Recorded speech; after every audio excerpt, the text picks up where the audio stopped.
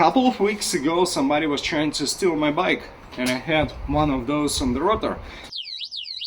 Welcome to Beyond Repair. Today we're talking about motorcycle alarms and disc locks. And why would you even talk about them? Well, because you have so many different options, variations, but in reality it's like 3, 4, 5 different locks with paint of different colors, so they're not that different in reality. I want to show you all the examples that I bought from Amazon, and I want to show you what good, what bad about them, so you don't have to spend your time doing your own research.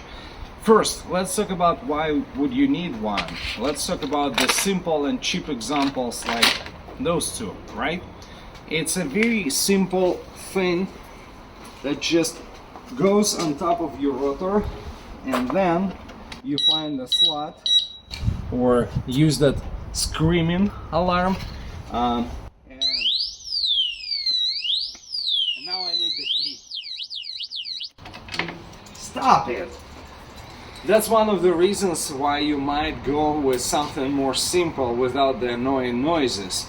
But here's how it works. You just bring it on top of the rotor, you press on it, and the pin just goes through the hole in the rotor and locks it in place. If for some reason somebody wants to roll your bike and take it out of your driveway or somewhere where they can load it up and take off, well, they're only gonna have a few inches back and forth, just because it's gonna hit the plastic right here or it's gonna hit the rotor on the bottom, depending if you're rolling forward or backward.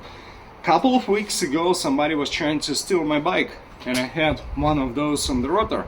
All they were able to do is just move it out of the parking space, and that's it. They couldn't take it anymore, because if it's one person trying to steal your bike, well, they're probably not gonna lift 450 pounds, you know.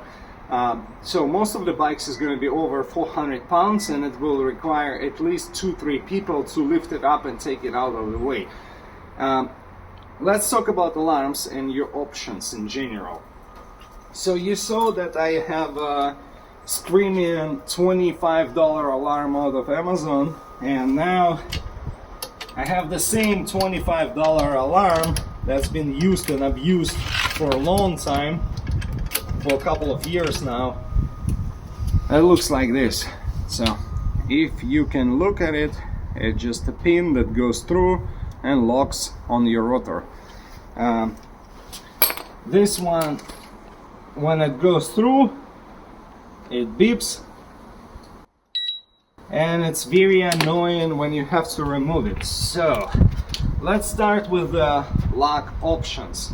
I want to show you examples, because like I said, if you go and buy one of those, it's just gonna be the same lock under a different brand, and it's just gonna have a different style of the key and different functionalities. So let's see the $25 and $25 cheap locks. What do you want to do? You want to look up what kind of keys they will provide you, because this one without the alarm will fit perfectly for somebody who stores the bike in the garage. Well, you might say, why would I need an alarm in the garage?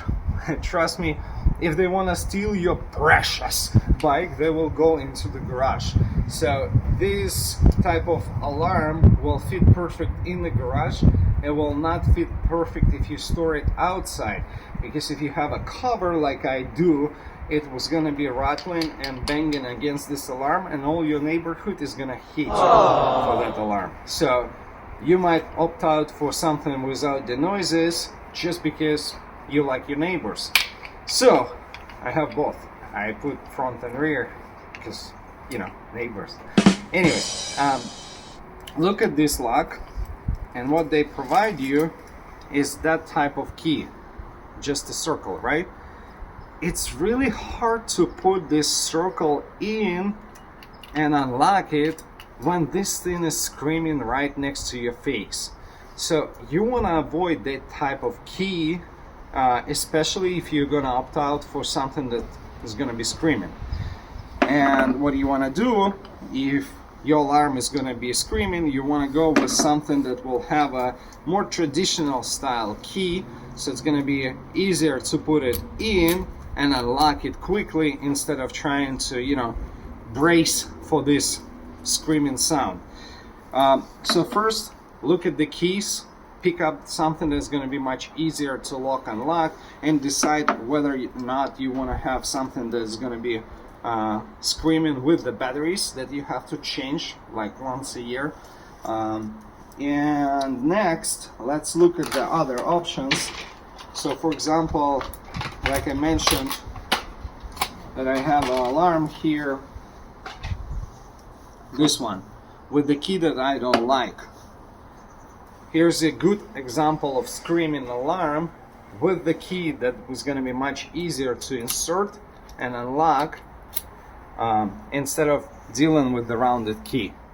So that's going to be a better option when it comes to the motorcycle alarm with the batteries inside. Next, let's look at the other options. So this is my screamer, and I already show it to you. I don't like the lock here. Next, we have more fancy stuff. I don't remember exactly how much I paid for each one. I'm gonna post the prices on the screen, but this one is a little bit more fancy. It's also twice as heavier in comparison to the other alarms, and they come with very fancy looking keys that will go inside to lock and unlock. But what's different about this alarm, if you look, you have a trigger inside.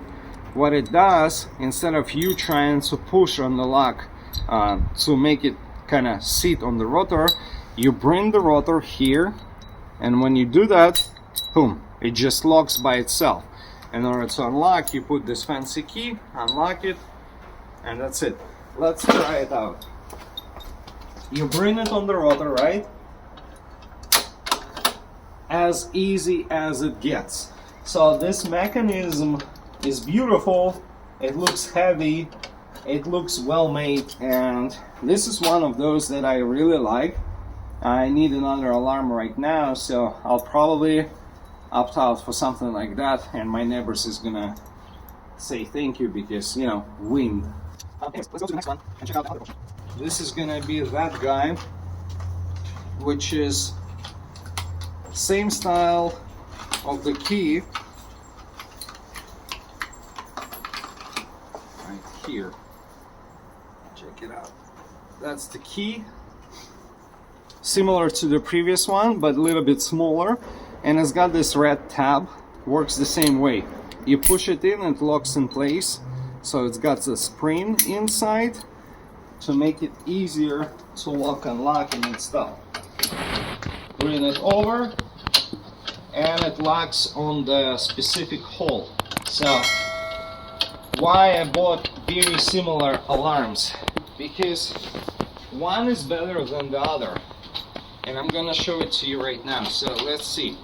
You have this goldish alarm right here, and now you have that black alarm right here. Both of them will be self-locking, but that one is much easier to use because the opening right here is twice as big, meaning you don't have to search for the rotor hole to match. And check it out, how much time it will take me to mount one and another. Ready, set, now, done. It's like a second, right? How much is gonna take me to mount this one? Ready, set, kinda done.